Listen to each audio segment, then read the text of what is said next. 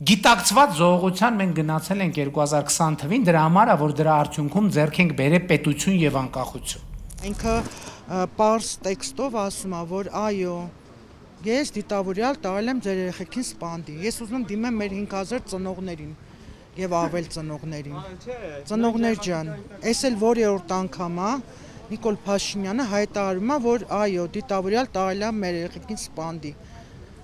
Ինչքան պետք է լռենք։ Փաշինյանի կառավարման օրոք պայթած պատերազմում Գայանե Արզումանյանն իր 20-ամյա որդուն է կորցրել։ Վարչապետի երեկվա խոսքերը ազգային ժողովի ամբիոնից Որդեկորույս մորն էլի ցնցել են։ Ամեն անգամ ինքը մեր թաց վերքի վրա աղա լցնում ու ամեն անգամ էս իր հայտարարություններով մեզ տանում խելագարության է։ Իսկ այդ գիտակցված զոհողության գնով ինչ անկախություն ու պետություն է ձեռք բերել Փաշինյանը։ Այսօրվա Հայաստանը, որ ինքնիշխան տարածքում ադրբեջանցիները դիրքեր են կառուցում, Փաշինյանին է դիմում որդուն կորցրած մայրը։ Պարտության տարած ղեկավարը խոսում է անկախությունից, խոսում է պետականությունից։ Գայանեի որդին Հակոբ Եղիազարյանը զորացրվելուց 3 ամիս առաջ է զոհվել Շուշիում։ Մարմինը գտել է նոյեմբերի 9-ի հրադադարի հայտարարությունից ամիսներ հետո։ Ու ինքն էլ դրանից հետո բազմաթիվ անգամ հայտարարել է ամբիոնից, որ այո, ինքը գիտեր, որ Արցախը Ադրբեջանի մաս է։ Բա որ Ադրբեջանի մաս էր։ Մեր տղաներին ինչու տարար Արցախ, ինչու տարար զոհելու։ Այսինքն ինքը ըստ էության ընդունեց, որ այնինչ կատարվել է 2020 թվականի ընթացքում, իսկ հասկանում ենք, որ դա 44-օրյա պատերազմի ընթացքն է, այն ամեն ինչը, որ կատարվել է, իր դիտավորյալ զոհողությունների արդյունքն է։ Փաշինյանի երեկվա հայտարարությունը հանցագործության մասին ինքնախոստովանություն է, ասում են զոհվածների ծնողներն ու հարազատները, այսօր հանցագործության մասին հաղորդում ներկայացրին գլխավոր դատախազություն։ Փաստաբան Վահան Հովհաննիսյանի մեկնաբանմամբ վարչապետի այս հայտարարությունը հանցագործություն է քրեականորեն զգրքի 2 հոդվածով։ Առնվազն 2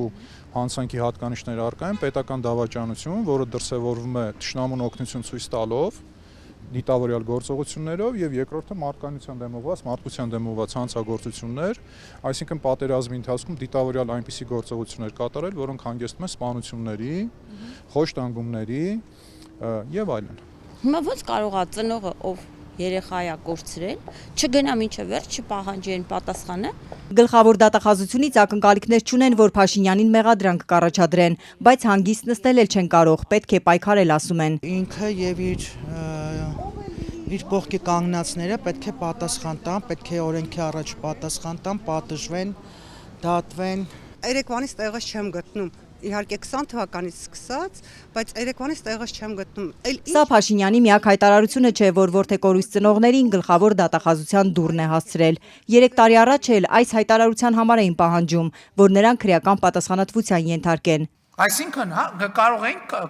այսօր ասում են կարող ենք կանխել պատերազմը։ Կարող ենք կանխել պատերազմը, որի արդյունքում մենք ունենայինք այս նույն վիճակը, իհարկե առանց զոհերի։ Որ եթե պետք է նույն արդյունքը լիներ, ինչի տարար մեր երեխաներին սպանդի, ինչի տարար 5000 երեխա անմեղ երեխեքին, ինչի տարար դու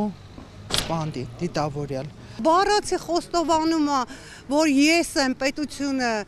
Արցախը հանձնողը, ես եմ ժողովրդին կոտորողը, ես եմ ինչ ուզեմ կանեմ ու դուք ձեն չեք անի։ Ես առաջի օրվանից ասել եմ,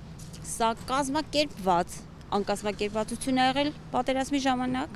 սա հատուկ կազմակերպված սպանդի են տարել մեր տղաներին։ Պատերազմում զոհված ժամկետային Հայկ Մկրտչյանի մայրը չի զարմացել վարչապետի վերջին ելույթից, նրան վախեցնում են ապագայի մասին Նիկոլ Փաշինյանի խոստումները։ Փորձում են վախ տարածեն, որ եթե իրանց չընտրի ժողովուրդը, ուրեմն պատերազմա լինելու, ուրեմն վերացնելու է, բայց չեն ասում էլի, որ եթե իրանք ընտրվեն, ինչ է լինելու։ Պետություն չենք ունենալու։